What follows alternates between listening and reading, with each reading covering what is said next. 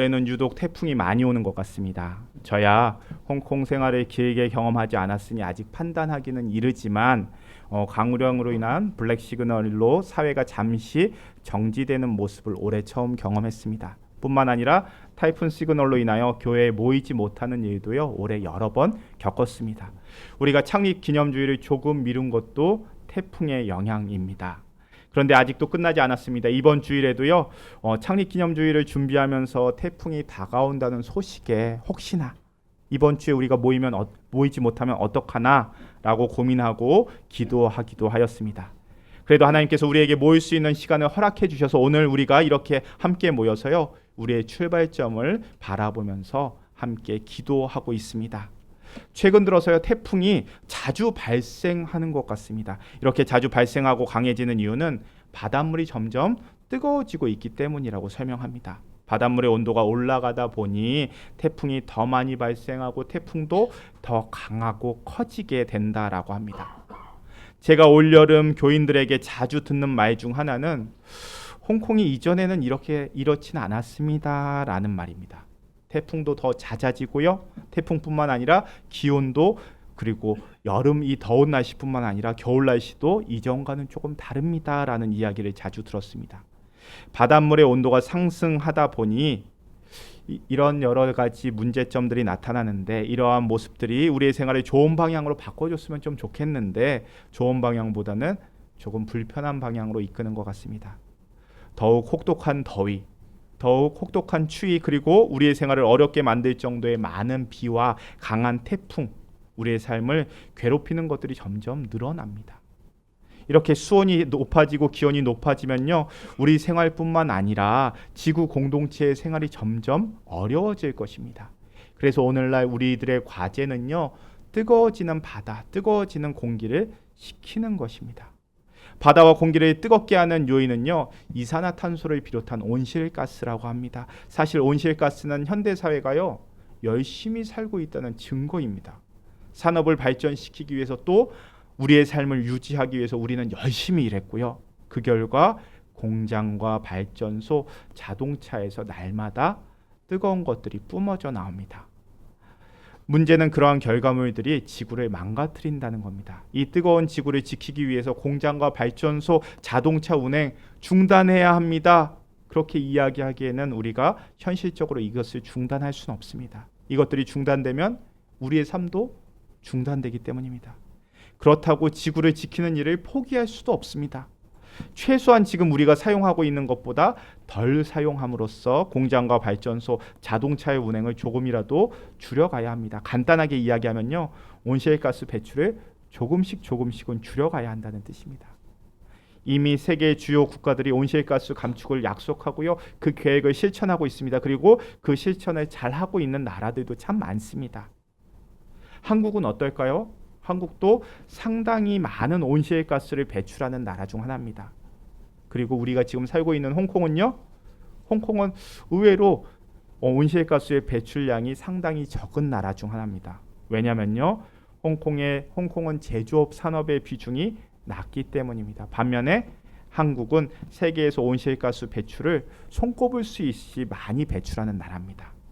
물론 미국의 대통령을 비롯한 어떤 사람들은 이런 기후위기 근거 없는 거짓이라고 설명하기도 합니다. 하지만 거짓이라고 하기에는 우리가 경험하고 있는 태풍과 날씨의 변화가 너무도 분명합니다. 우리는 정확하게 이야기하면요, 우리 세대는 기후 변화에 대한 위기를 크게 경험하지는 않을 겁니다. 조금 더 비가 많이 올 거고요, 조금 더 태풍을 경험하게 될 겁니다. 빙하가 녹고 있다고 하지만 우리에게는 직접적인 위협은 되지 않습니다. 하지만 여기 앉아있는 특히 왼쪽에 앉아있는 우리 아이들 다음 세대는요, 이 기후 변화의 위기를 경험하게 될 겁니다. 크게 경험하게 될 겁니다. 그런 의미에서 우리는요, 다음 세대에게 무엇을 전해줄지에 대한 고민이 우리의 기도가 되어야 합니다. 이번 리모델링으로 많은 분들이 안타까운 마음을 표현하셨습니다. 무엇보다 아기들이 부모와 함께 안전하게 예배 드릴 수 있는 잠옷실을 우리가 포기했기 때문입니다. 한참 공사를 준비하는 과정에서 곧 태어나게 될 아이, 특히 준이를 비롯한 아이들에게 그리고 엄마들에게 안전하게 예배드릴 수 있는 공간이 꼭 있어야 된다라고 말씀하시는 분들이 있었습니다.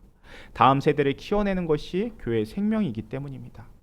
하지만 결과적으로 우리는 그 공간을 지켜낼 수 없었습니다. 현실적으로 우리에게 주어진 공간이 작았기 때문에, 그리고 우선 당장 우리들이 모여 예배드릴 공간이 부족하다고 느꼈기 때문에 우리는 잠옷실을 포기했습니다.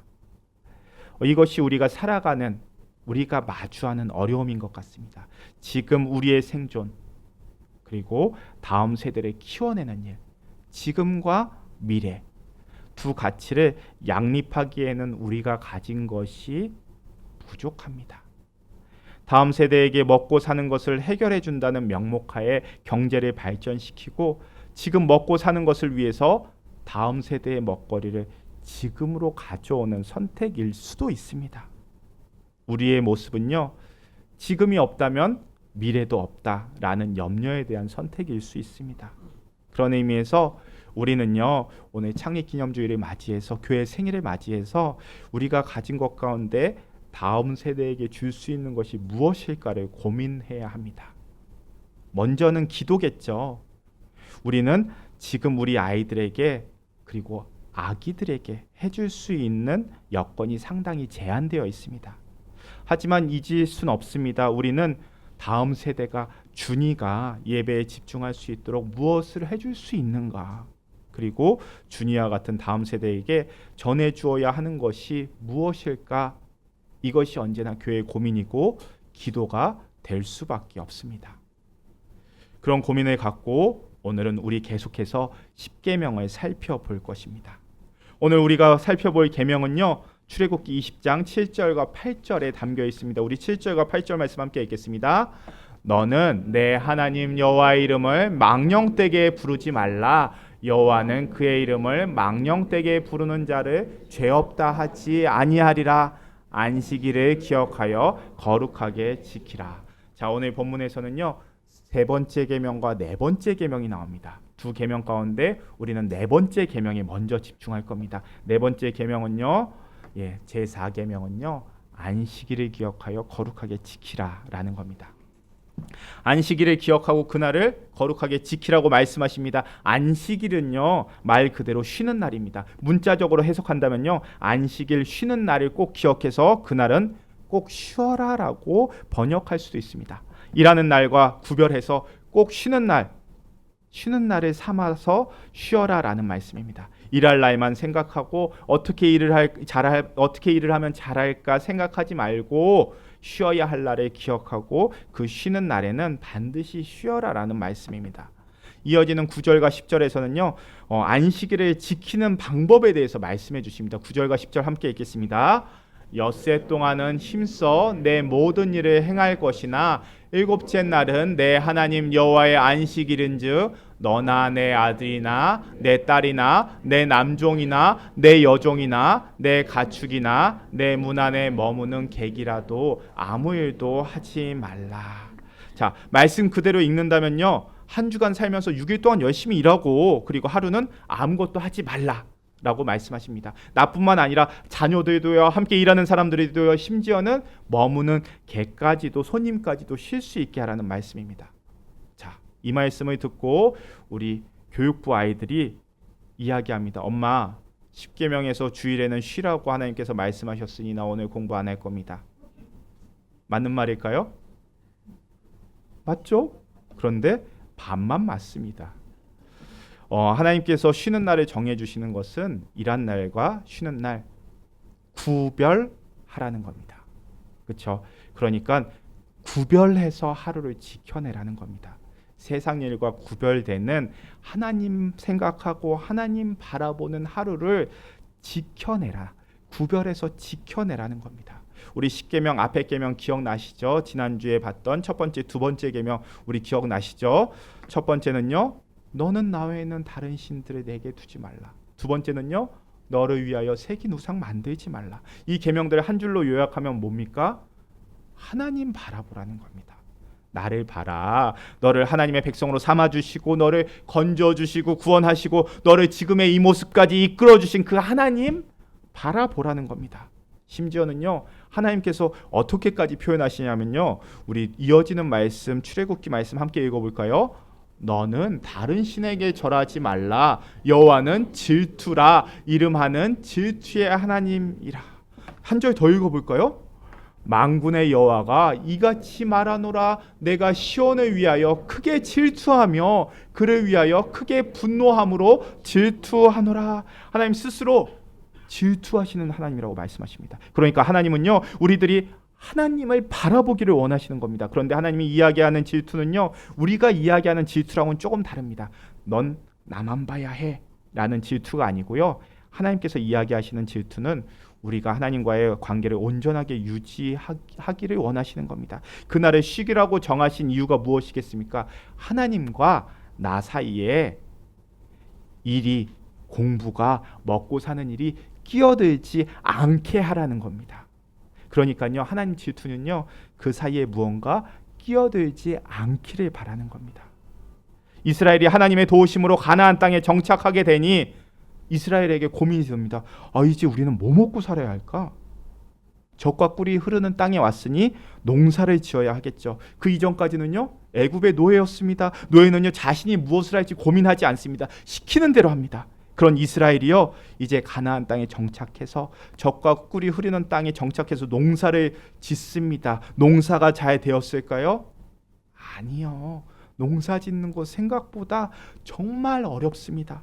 언제 씨를 뿌려야 하는지 모릅니다. 하다못해 물은 얼마나 주어야 하는지 모릅니다. 그렇게 시간이 지나서 어찌어찌 농사를 지어서 추수를 하는데 이만큼 열매를 얻을 수 있을 줄 알았는데 요만큼 추수하게 됩니다. 요만큼 추수한 이스라엘 사람들의 마음이 어떠했을까요? 실망스럽습니다. 속상하죠. 젖과 꿀이 흐르는 땅에 들어오면은 배불리 먹고 살 줄 알았는데, 부자 될 수 있을 줄 알았는데, 광야에서 만나와 메추라기 먹을 때보다 배가 더 고픈 겁니다. 속상합니다. 그렇다고 이렇게 속상해하기만 하면은 아무것도 할 수 없습니다. 그래서요, 옆 나라에 있는 사람들 어떻게 농사짓나 살펴봅니다.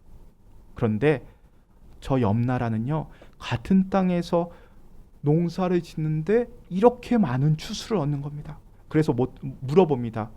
그거 어떻게 하면 그렇게 농사를 잘 짓습니까? 어떻게 하면 농사 짓는 법 좀 알려줄 수 없나요? 그렇게 배워갑니다. 그래서 흉내를 내다 보니 어느 정도 농사가 잘 됩니다. 그런데요, 옆 나라 사람들만큼은 아니었습니다. 그래서 조금 더 물어봅니다. 지난번에는 도와줘서 참 고마웠습니다. 그런데 여전히 잘 안 되네요. 비결이 뭡니까? 그때 그 나라 사람들이 조심히 알려줍니다.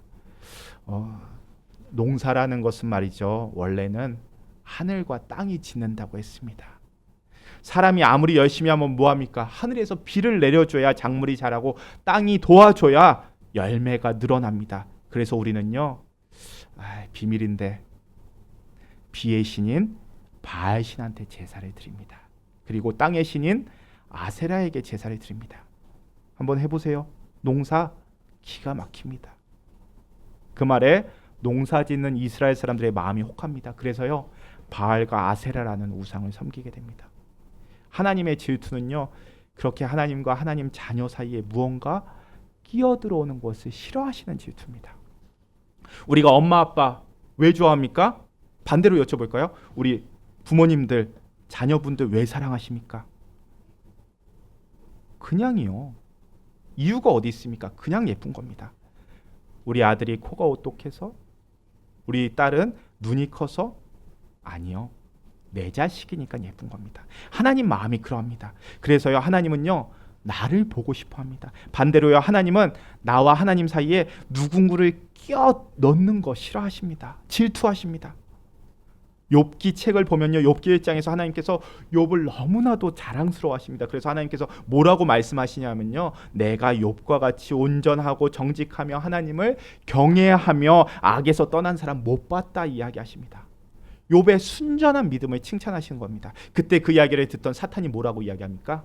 하나님, 까닭 없이 욥이 하나님 섬기겠습니까? 다 이유가 있으니까 섬기는 거죠.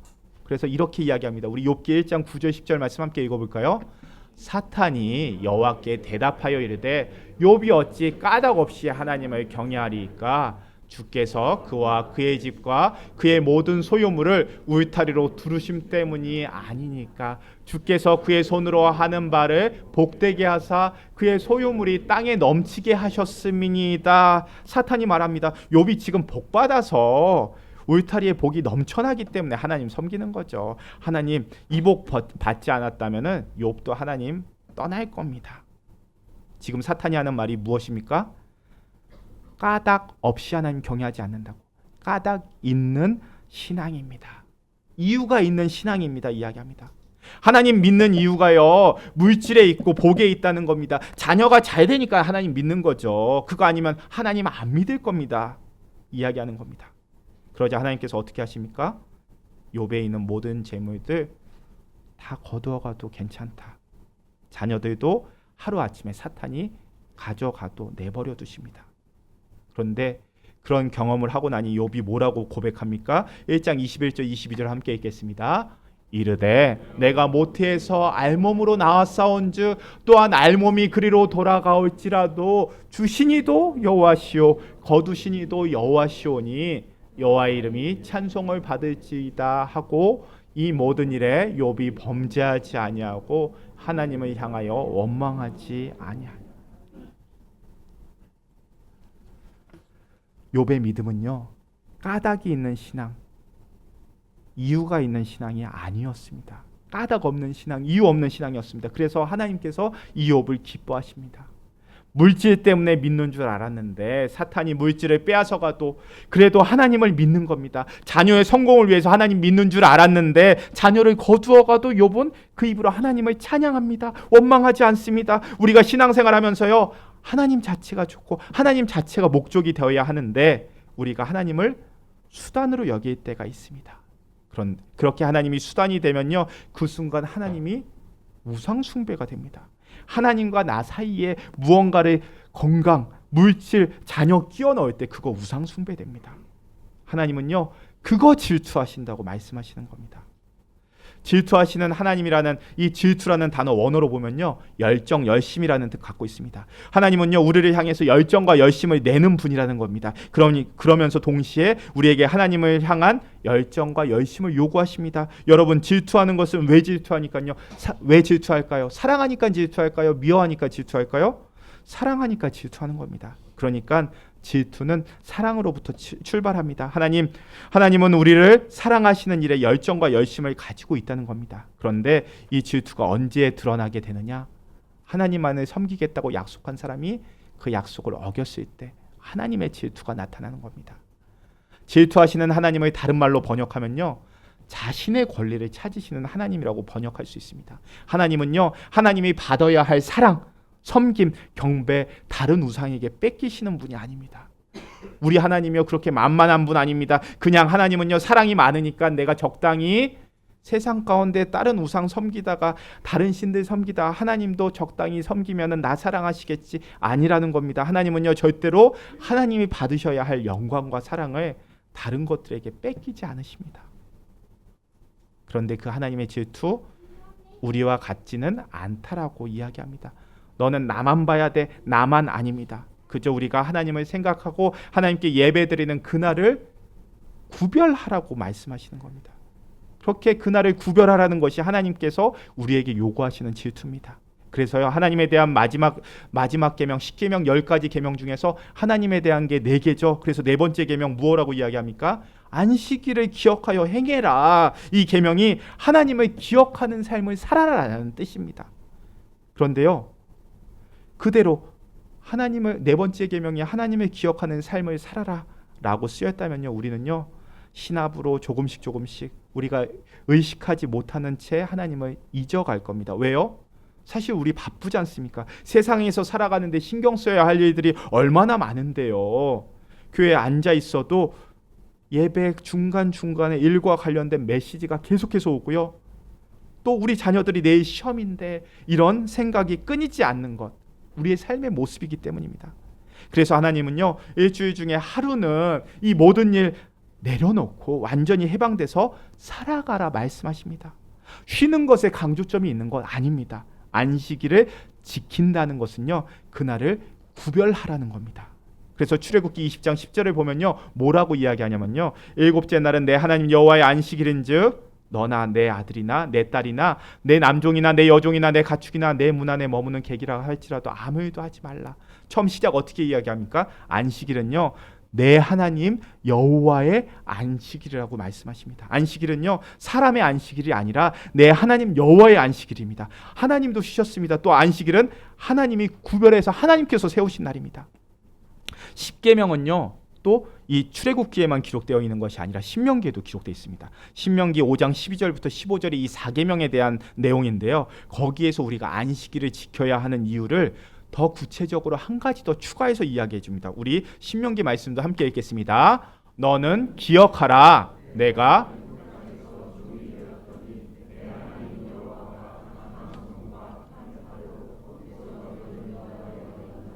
그러므로 내 하나님 여호와가 내게 명령하여 안식일을 지키라 하느니라.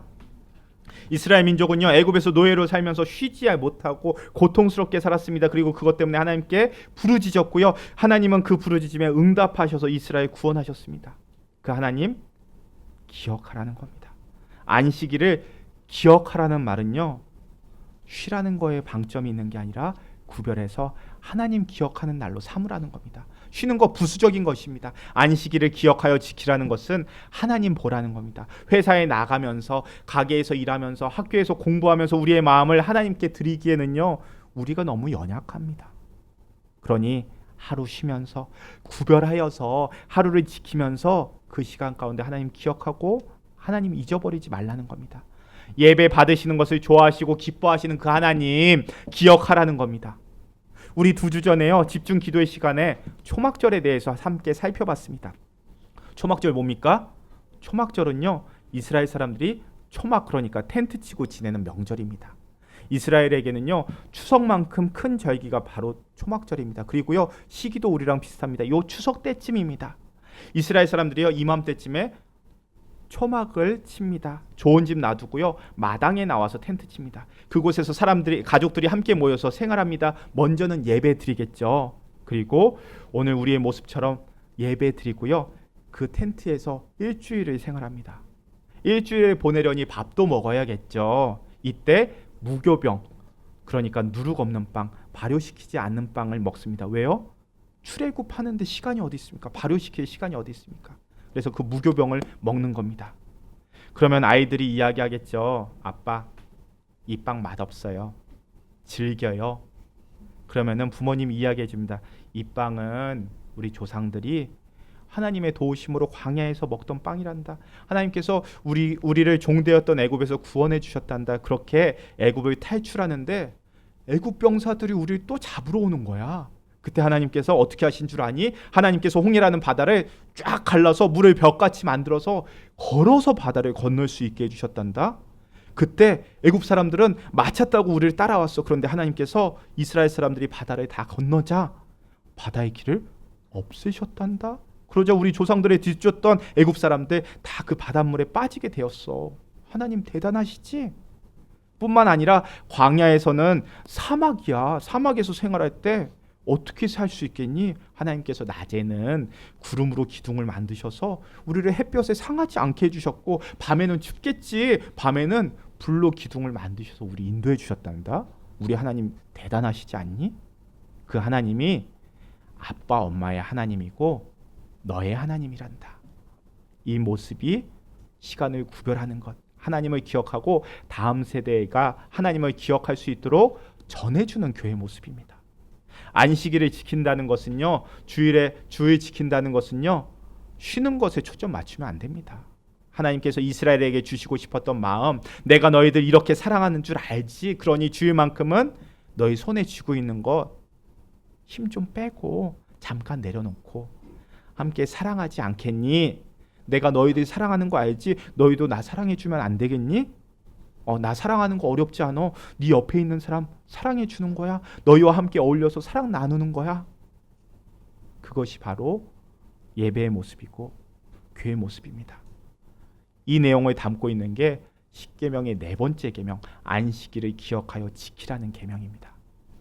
그런데요, 네 번째 계명보다 이렇게 할 때 앞에 있는 세 번째 계명도 지킬 수 있게 됩니다. 우리 세 번째 계명 함께 읽어볼까요? 세 번째 계명입니다. 제3은 너는 내 하나님 여호와의 이름을 망령되게 부르지 말라. 자, 교회라는 이름으로, 하나님의 자녀라는 이름으로 살아가는 것은요, 사랑 나누는 겁니다. 하나님의 자녀는요, 하나님의 마음을 알고 그 마음 담고 그 마음으로 나누는 모습입니다. 그리고 그 마음을요, 다음 세대에게 전해주는 것이 교회입니다. 이 사람들이 하나님께서 뭐라고 말씀하십니까? 안식일에 쉬라고 말씀하지 않았습니까? 그럼 당연히 서야죠. 그런데 왜 주일에 교회 간다고 교회 나오지 않습니까? 라고 정죄하는 거 교회 아니고요. 어떻게 하면 이 사람도 주일을 지킬 수 있도록, 주일의 예배 자리 지킬 수 있도록, 주일에 하나님을 향한 마음 다시금 지켜낼 수 있도록 도와줄 수 있을까? 그래도 내가 홍콩에 먼저 왔기 때문에, 또 이 직장에서 더 오래됐기 때문에 함께 고민하고 같은 분야에 있는 선배들이 어떻게 주일 지켜낼 수 있는지 나는 말이야 라면서 조언해 줄 수 있는 곳이 교회가 되어야 합니다. 말씀이요, 말씀 갖고 칼로 행하고 말씀으로 사람들 마음 베는 것은요, 하나님의 이름 망령되게 일컫는 모습입니다. 우리가 우리의 자녀들에게 이런 마음, 하나님의 마음, 사랑하는 마음 전해줄 수 있는 곳이 제일교회가 되었으면 좋겠습니다. 우리가 다음 세대에게요, 하나님 마음으로 살아가는 것이 어떤 모습인지 먼저 고민하고요, 나도 기도하고 그리고 보여주고 격려하고 이끌어줄 수 있는 모습이 제일교회가 될 수 있었으면 좋겠습니다. 오늘 우리는요, 창립기념주일 맞이해서요, 점심에 비빔밥 먹을 겁니다. 오늘 점심 메뉴 비빔밥입니다. 우리 교회 잘 보면요, 각기 사람들 모습도 다르고요, 국적도 많이 다르고요, 직업도 많이 다르고요, 또 생김새도 많이 다릅니다. 이렇게 다른 우리들이요, 제일교회라는 하나의 교회가 될 수 있도록 성령님께서 우리를 묶어주시고 하나로 삼아주신 것처럼 생긴 거 다르고 맛도 다른 그 메뉴들 함께 모여서 비벼서 어우러지는 비빔밥 먹을 겁니다. 기대되시죠? 예, 여성교회가 지난주부터 엄청나게 고생하며 섬기고 있습니다. 우리는 맛있게 먹어주는 것이 답해주는 겁니다. 그렇게 함께 식사 나누는 자리가 초막절과 같은 우리 교회의 자리가 될 수 있기를 바랍니다. 나랑 다른 사람 이야기도 좀 들어주고요, 함께 마음 나눠주십시오. 우리도 비빔밥처럼 어우러져서 하나가 되는 모습으로 성령님께서 만들어 주실 겁니다. 그 가운데 성령님께서 일하십니다. 함께 식사 나누는 가운데 성령님께서 우리 마음 이어주실 겁니다. 우리가 다음 세대에게 전해줄 수 있는 제일교회의 모습은요, 이 홍콩에서 하나님 마음 간직하면서 살아가는 법입니다. 그게 우리가 다음 세대에게 전해줄 수 있는 가장 큰 선물일 겁니다. 그리고 하나님의 마음 잊지 않기 위해서 우리는요, 예배의 시간, 예배의 자리 구별해서 지켜낼 겁니다. 어른들은요, 그 모습을 우리 자녀들에게, 다음 세대에게 보여주고 전해줄 겁니다. 그 모습이 교회 모습이라고, 이 모습이 우리 홍콩 제일교회 모습이라고 이야기를 전해줄 겁니다. 하나님의 마음이 우리 제일교회의 가장 큰 유산입니다. 그리고요, 그 마음이 이어지는 가운데 성령님께서 분명히 역사하십니다. 그런 성령님의 역사하심으로 인해서 한 모습, 하나의 교회 이루어가는 우리 홍콩 제일교회 될 수 있기를 축원합니다. 우리 다음 세대에게 다른 것보다 하나님 마음 먼저 전해주는 제일교회가 될 수 있기를 축원합니다. 우리 함께 기도하겠습니다. 하나님, 주님의 말씀대로 우리가 주일을 지켜낼 수 있게 해주심을 감사드립니다. 지켜내어 전할 수 있는 제일교회 되게 하여 주옵소서. 혹여나 우리가 하나님의 마음 전하지 못해서 하나님의 이름 망령되이 행하는 교회가 되지 않도록 인도하여 주옵소서. 다음 세대에게 무엇을 전해줄 것인가 기도를 쉬지 않는 교회, 행하는 제일교회 되게 하시고 하나님의 이름을 홍콩에서, 이 땅에서 지켜내는 제일교회가 되게 하여 주시옵소서. 우리가 날마다 주님께 가까이 나아가며 주님의 이름 부르며 주님 찬양함으로 진정으로 부흥하는 제일교회 되게 하여 주옵소서. 세상의 것들 쥐기 위하여 쉬지 못하고 살아가는 이들에게 생명의 복음을 전하는 제일교회로 살아가게 하여 주시옵소서. 언제나 우리를 이끄시고 인도하시는 예수님의 이름으로 기도합니다. 아멘.